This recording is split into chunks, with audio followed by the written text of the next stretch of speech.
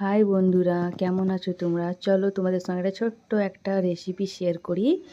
ঢ্যাঁড়স ভাজা, মানে অন্যরকম ভাজা। একটু ঝুড়ি ঝুড়ি করে কেটে একটু বেসন দিলাম, দিয়ে হলুদ গুঁড়ো, লবণ আর গুঁড়ো লঙ্কা দিয়ে একটু বেশ ভালো করে মেখে নিতে হবে। মানে জল ছাড়া মাখতে হবে। মাখা হয়ে যাওয়ার পর তো ঢেকে রাখতে হবে 2 মিনিট।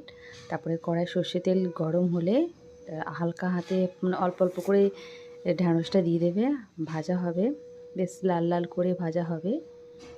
হ্যাঁ, খেতে বেশ দুর্দান্ত হবে। একবার তোমরাও নিশ্চয়ই বানিয়ে দেখো কিন্তু। হ্যাঁ, আমার ভিডিও দেখে তোমরাও রান্না করতে শিখবে, ঠিক আছে?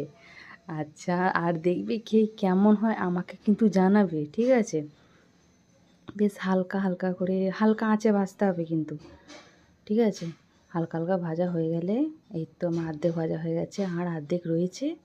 ব্যাস ভাজা হয়ে গেল, একটু হিং দিলাম, শুকনো লঙ্কা দিয়ে, তারপরে পেঁয়াজ কাটা ছিল ওটা দিলাম, দিয়ে একটু হালকা নাড়াচাড়া করে তারপরে একটু সামান্য নুন দিলাম।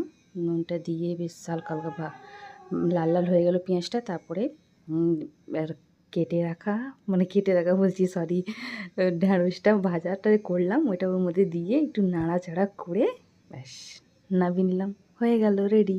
এবার খাও তোমরা রুটির সঙ্গে, ভাতের সঙ্গে, খুব টেস্ট হবে।